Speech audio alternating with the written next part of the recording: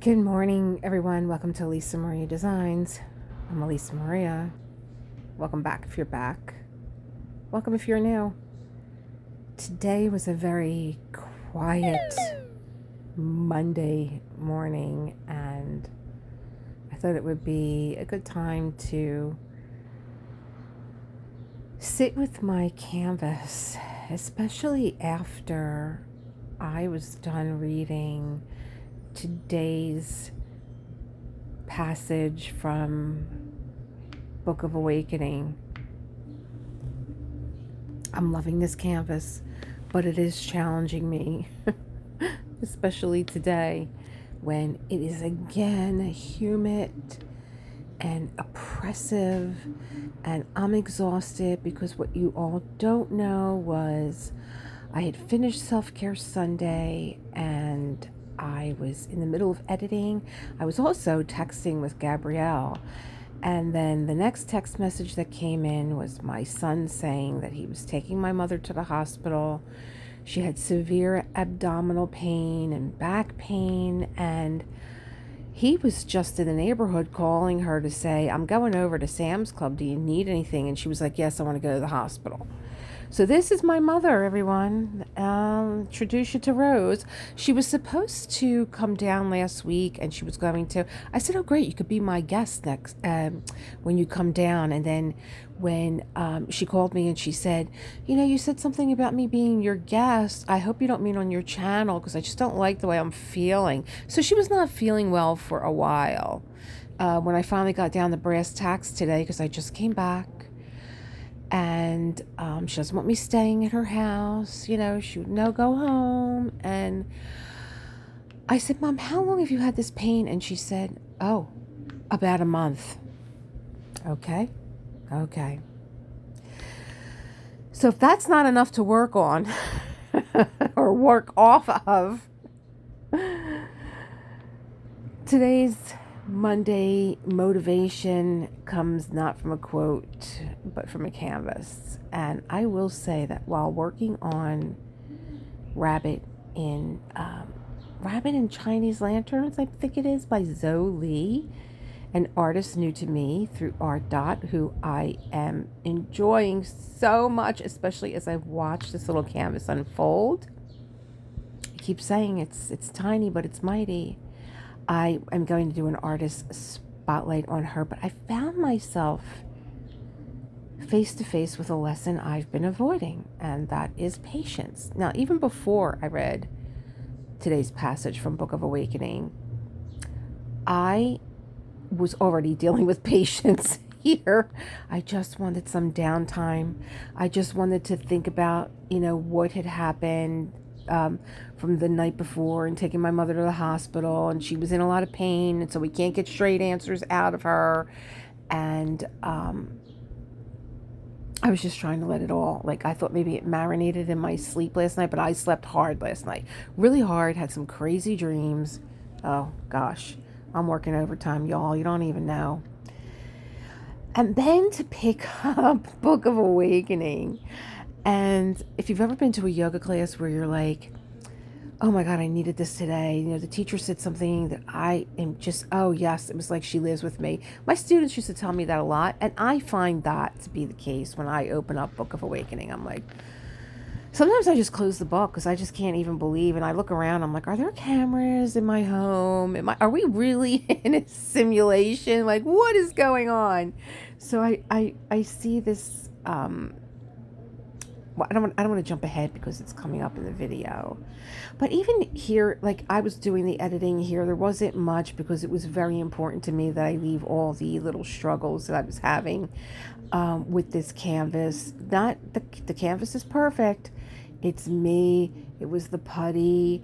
It was, the drills sticking together. And I just was like, okay, just be patient. You can't really multi-place with this canvas. You have to learn patience. Remember, you want to do a hybrid canvas, baby steps. You got to do it one step at a time. So this is an introduction to real confetti for you. So I don't know. You better really be honest with yourself. So I'm finding myself once again, and the word patience has come up in my own home between me and John this week. So, mostly in this quiet video, I let you in on what I'm learning. Not just about diamond painting, but about being present when life asks us to wait. Because that is what patience is. It's a waiting game. It's a waiting game. And life is asking you to be patient. And all sorts of emotions come up. And I always say it, if you're here, you're a creative individual. And you could get real creative trying to fill that space up while you're waiting. And while you're listening, I want you to hold this thought in your mind. And that is, what is patience teaching you this week? And if you're a pro, well, then maybe you can teach us and leave a comment. But please leave a like. It does, I hear people say this all the time. And when you listen to so many videos and you hear the person that you're listening to say, please hit the like button. It helps the algorithm so much. It really does. It's not when you post, it's not this, it's not that. It's the like button. So, I don't know if I should jump ahead to the reading, because you're going to see, I'm going to actually read, and I don't want to do that. I want to let the reading happen and then get back to the discussion once the reading happens, which I don't think is too far off. I really should have made a note of it when I was editing. And I think another important thing, that I chose the drill that I wanted to work with today. And I chose the drill that had the most of that one color. So it is this color, this blue, and it is around the four sides of the canvas. And I thought that was important, not to be switching drill colors, even though they are in storage containers and I don't have to refill and cut and edit and pour out a new color. I just thought it was important. I had that feeling that I just wanted to stay with one color. And learning another lesson from Gwen, when she said, I just take a big, now her path is take a big chunk out of this. And if you ever get to meet Gwen in our member meetup, the way that she diamond paints reflects so much of who she is, because this girl takes a big chunk out of life. She's very happy and charming and mercurial.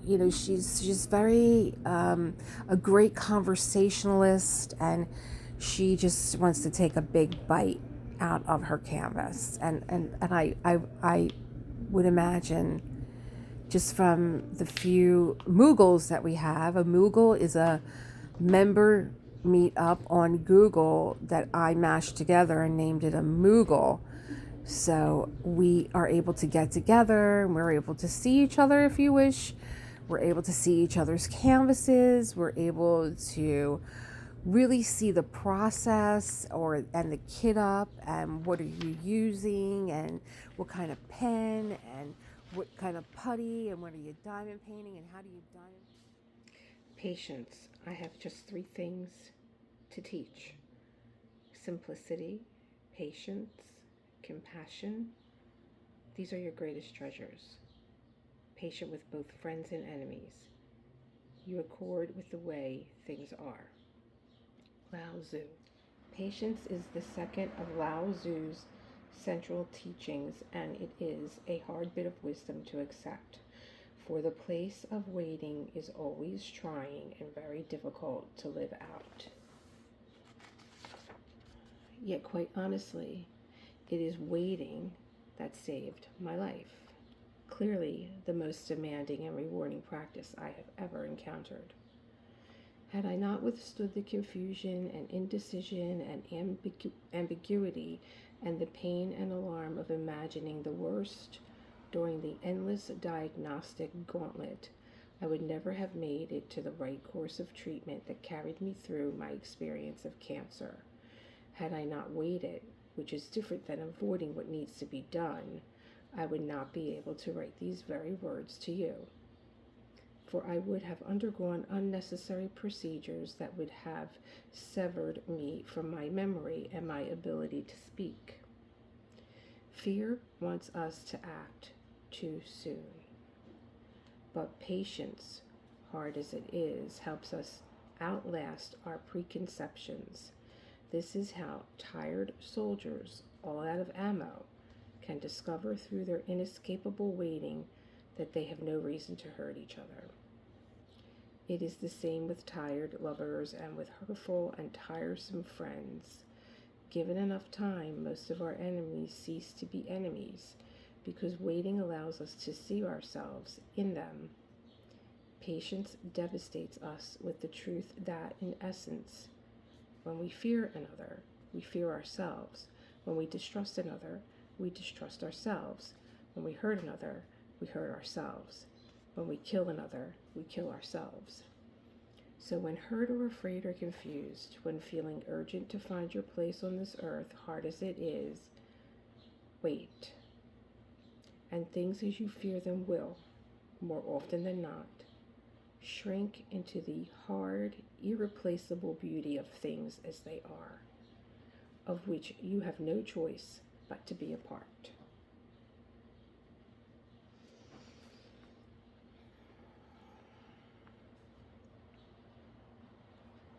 As you sit quietly, bring to mind a situation, now resolved, that required you to be more patient than you were prepared to be. If you can, recall how you viewed the situation and the people involved when it first presented itself, when your patience ran out, when the situation resolved itself. How did waiting change you? What, if anything, did waiting give you?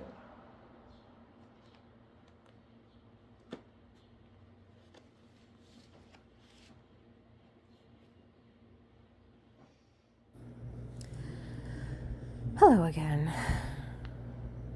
I usually take some time to let what I read sink in. And in this case, I would automatically pick up my book and I would be doing the same thing. Like I would be maybe doodling a little bit in my book, letting everything kind of marinate in my brain. Or sometimes I just go right off the jumping point and I start writing. But I think here I can tell that I am diamond painting so much differently post reading than I was pre-reading, because I am really thinking about just even the title of Patience. I am really thinking about that. So let's start with the reading. Lao Tzu said, "Patient with both friends and enemies, you accord with the way things are." I found this line to be so radical in its quiet truth. It doesn't just say be patient, because I think patience is a virtue. I went to Catholic school, and patience was also a sign of good manners. Like you didn't interrupt, you were patient, you took your time, you did a good job. But that it is radical in its quiet truth, but it also says that patience aligns with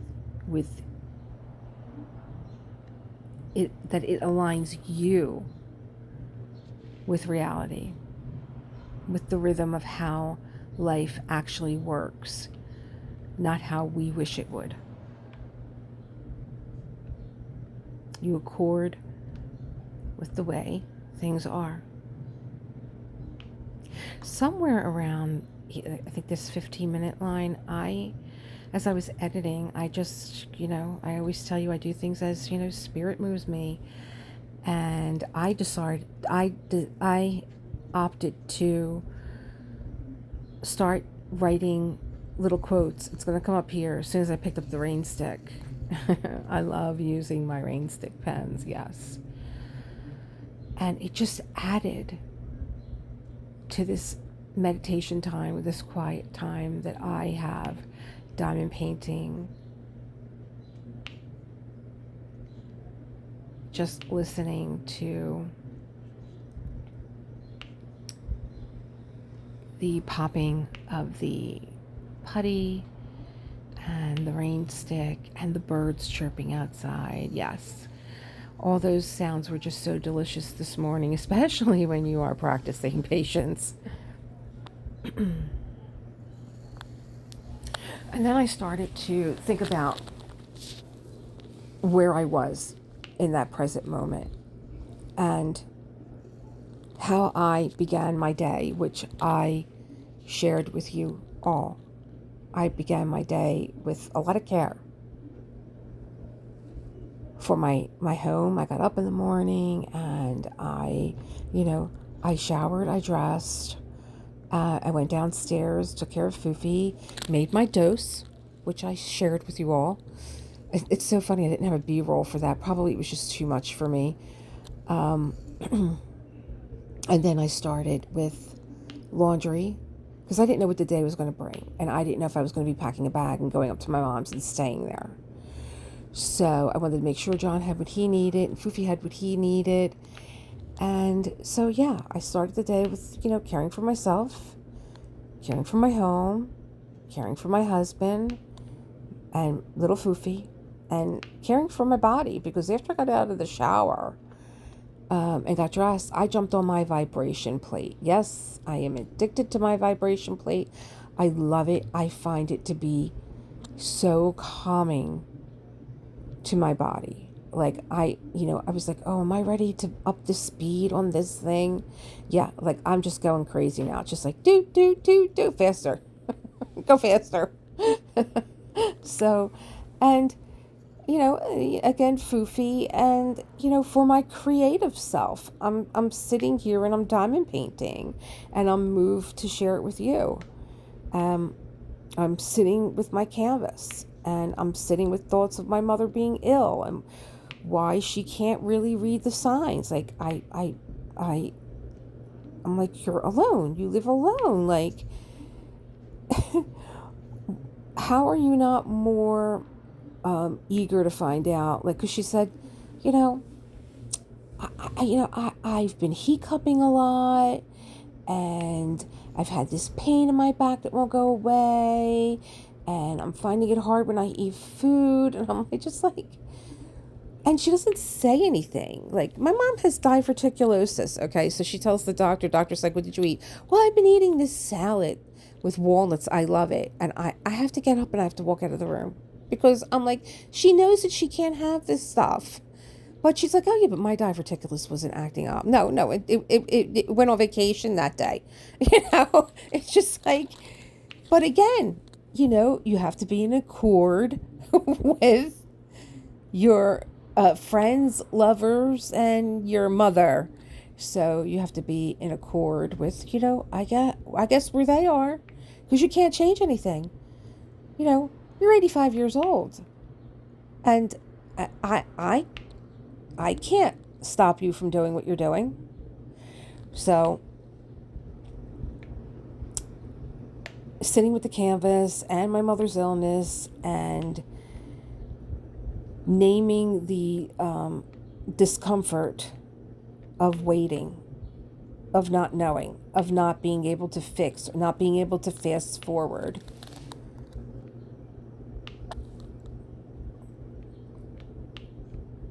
That is sacred. And it mirrors what this reflection from the Book of Awakening says so eloquently. Patience devastates us with the truth that when we fear another, we fear ourselves. So I think I'm going to use this word fear differently. I do fear my mother. I do fear her being alone. I do fear her not making wise decisions, because a lot of my mom's personality is that of a 2-year-old brat, and I'm the same way. I have a lot going on physically that she has going on physically, and I'm like, Mom, that there have been times that I have been rushed to the hospital and I'm doubled over in pain and I can't stand up straight. And she's like, oh yeah, I remember that time. Your father was still alive. It's just like, I don't know. It's kind of like she's watching a movie and she hasn't really experienced this in her life. So like, I'm just sitting here this is what's really going through my head. And this is what is really what I'm doing, how I am sorting this all out.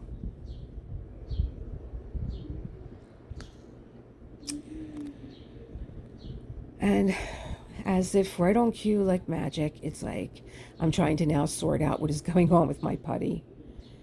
I am a little, I love the ArtDot Loop Putty, and I think it does a wonderful job.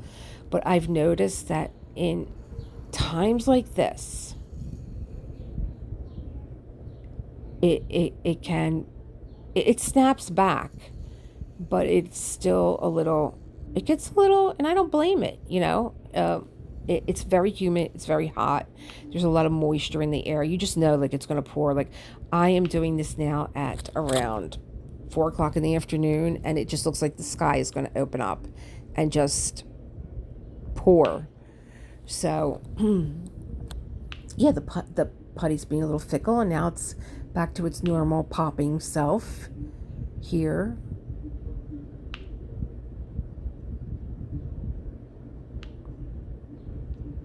And, it does give your mind another way to focus.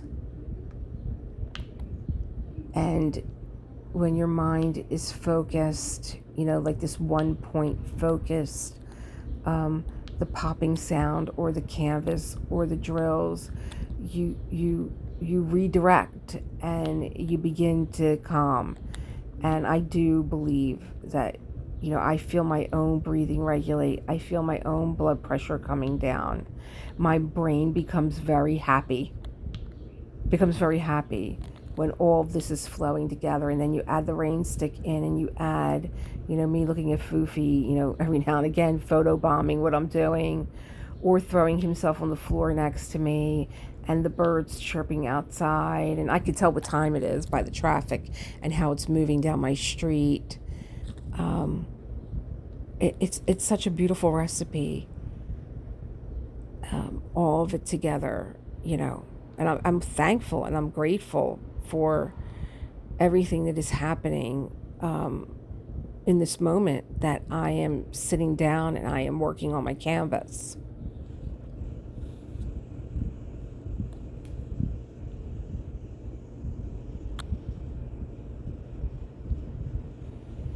But getting back to my mother, I'm in a place where, and it's not just my mother, I'm always in a place where I can't control the outcome, whether it's the confetti-like chaos of my diamond painting. I thought I had my confetti chaos figured out, white symbols, black symbols. But this painting is filled with a lot more color, like yellows and purples and reds, and it becomes very disorienting.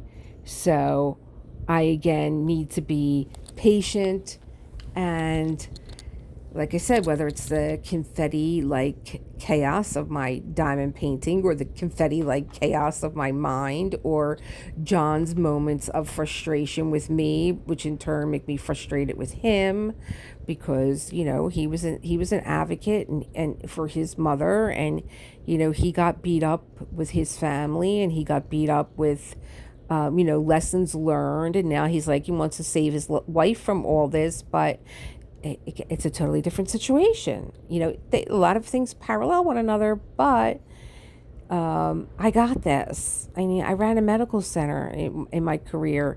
I hired 20 doctors. They all worked for me. And I know the questions to ask.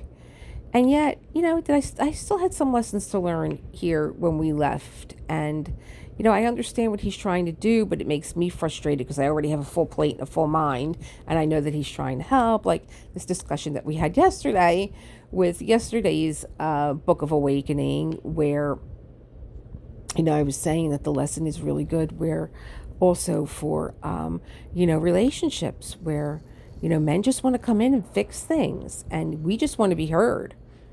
We are very capable, and we are not our mothers. Different generation.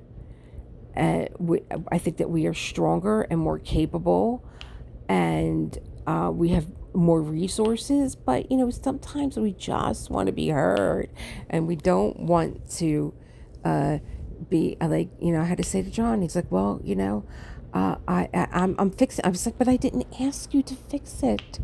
So it's a lot going on. It's the I can't fix that outcome either.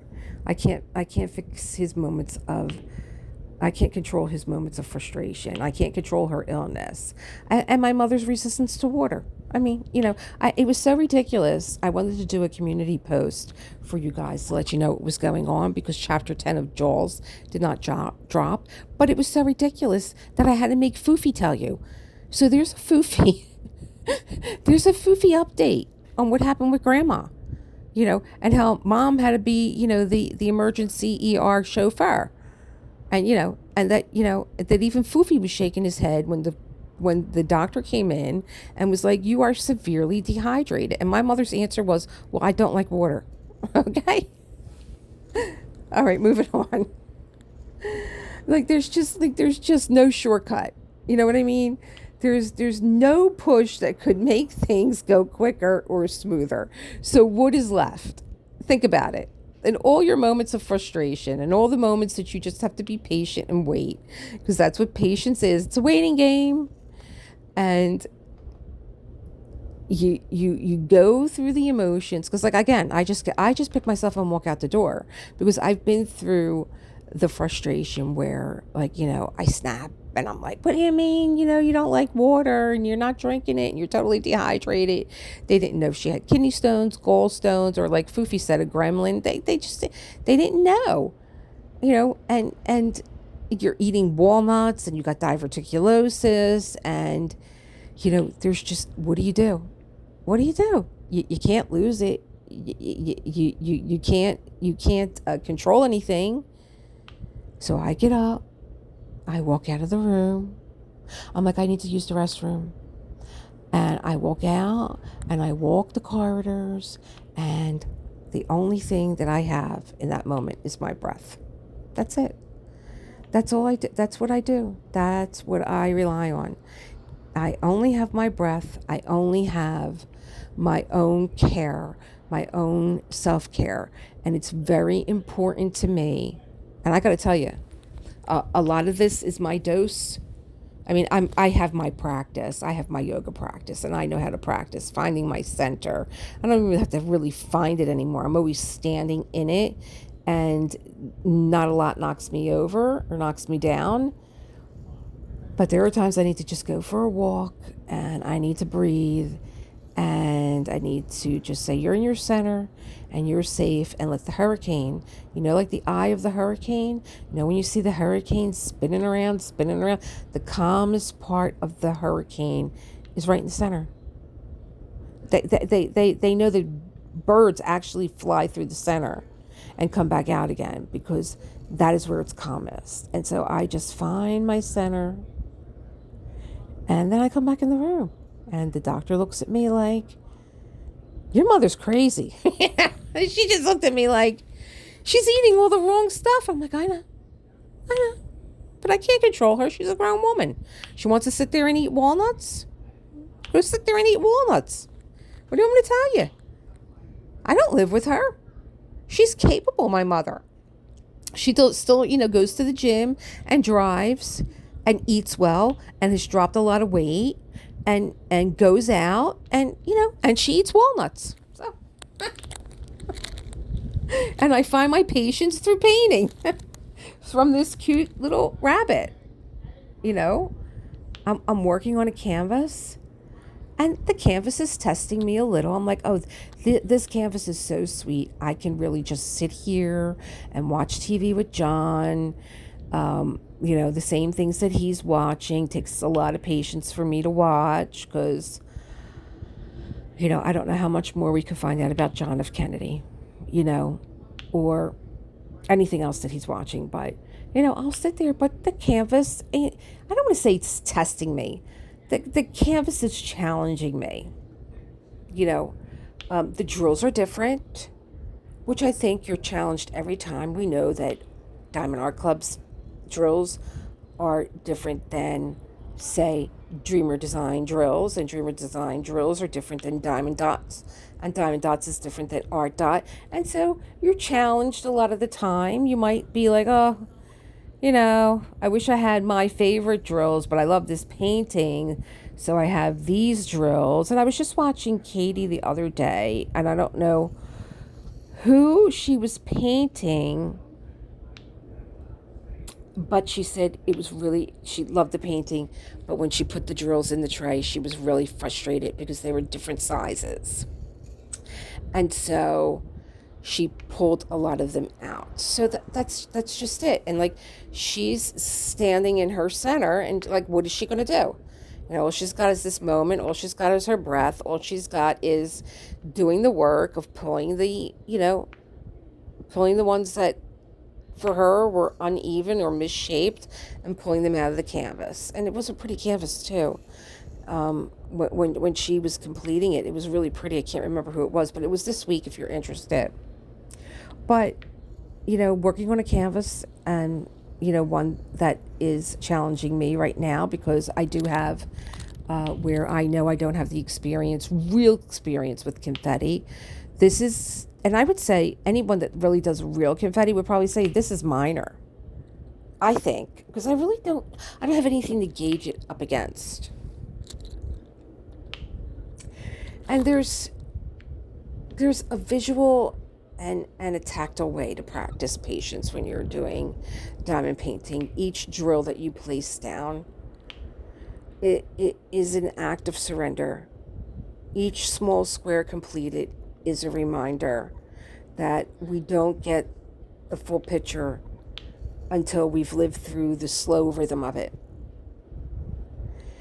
And I don't know if that came up yet in the text that I was putting up, and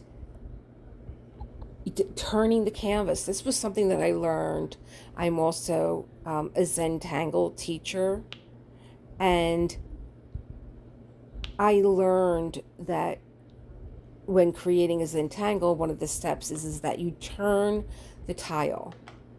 There's a lot of yoga methods in Zentangle. There's gratitude before you begin. There's intention before you begin. And there's also the turning of the tile.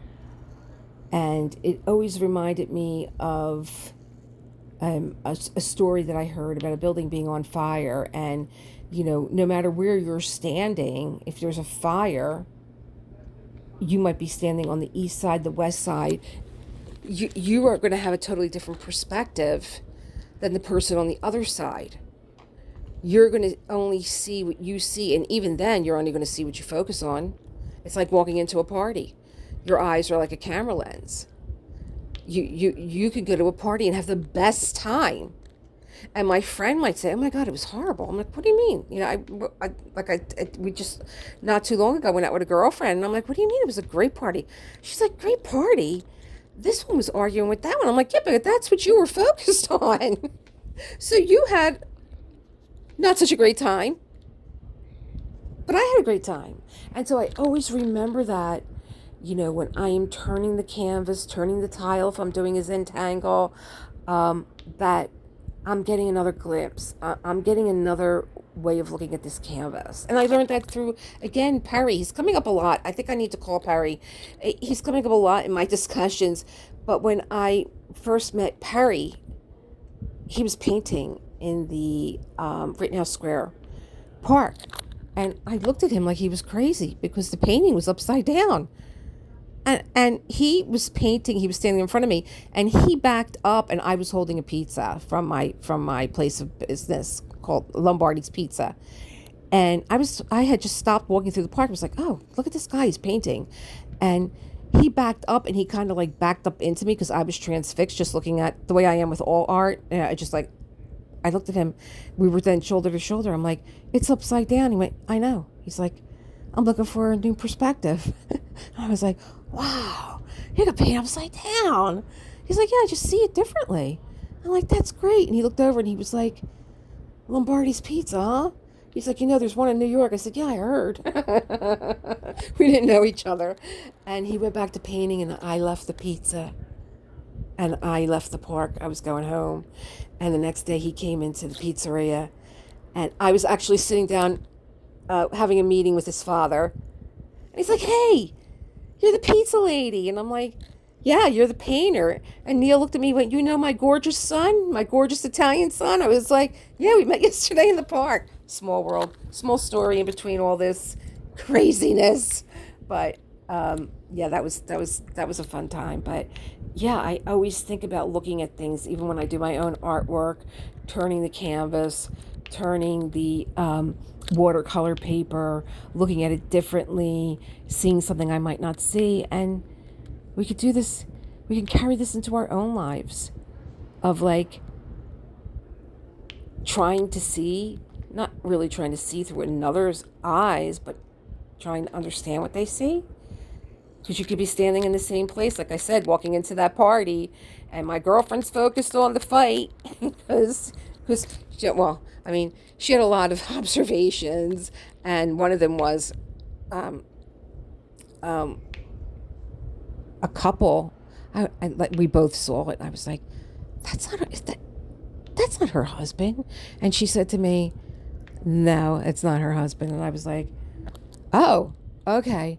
And she's like, well, if you don't know about this one and that one, you must be living under a rock. And I was like, no, I don't live under a rock. I just mind my own business, A. And until one of them tells me that they're having an affair, I didn't see anything. You know what I mean? They could just be friends. I don't indulge in gossip. So to me, that's just such a waste of energy. So, I mean, I'm sure she was correct. But again, it was just another observation. I'm getting off the track here. So I'm looking at where I am here on the canvas and how much time I have left. And there it goes. The canvas is getting spun around again. And the irony is that the art that we are all creating requires the very patience that it will depict when it's complete. So the art that we're creating requires a lot of patience. And, we're not just making a picture. If we want to dig a little bit deeper, we are also practicing a way of being.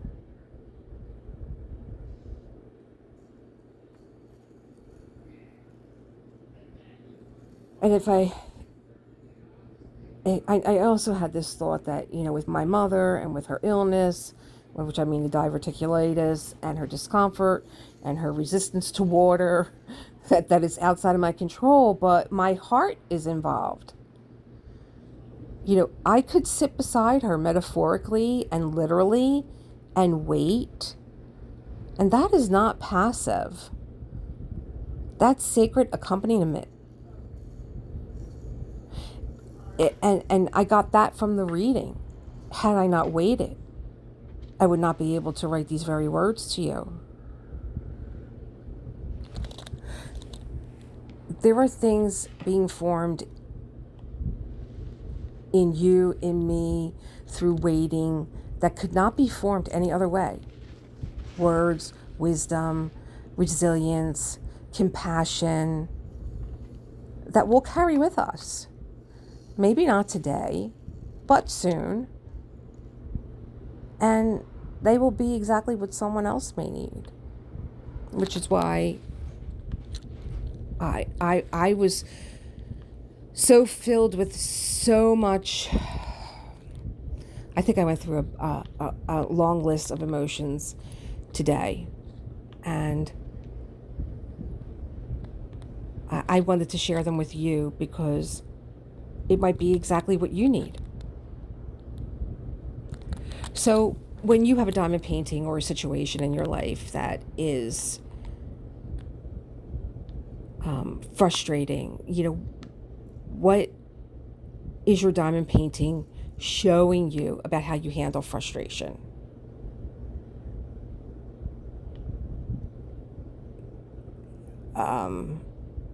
Up until just recently, I finished a canvas that I rolled up and put away. Well, because the event was over and because I was getting, a little bit tired and I wanted to move on, which is why now right now when I am looking at videos, everybody seems to have a lot of whips open.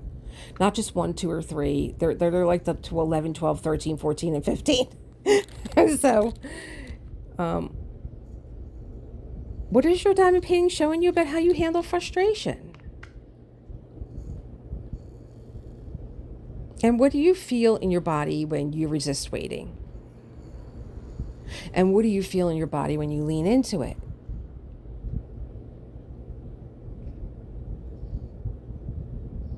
And just a thought to just close on this.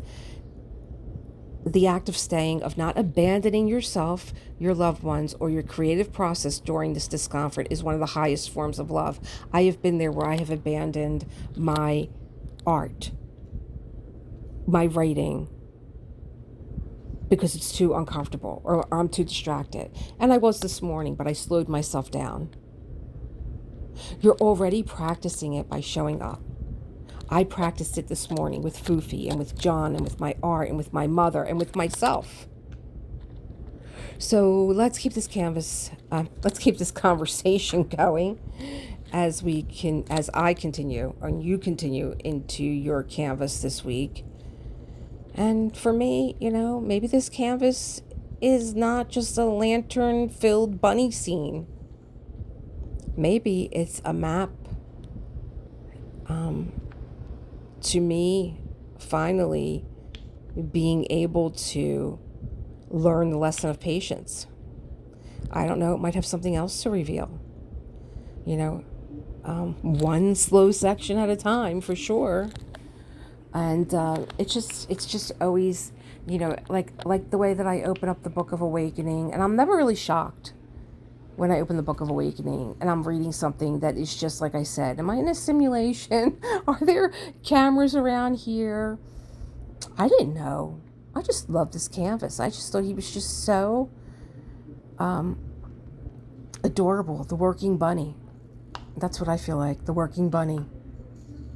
Who knew that I was going to get this lesson out of it?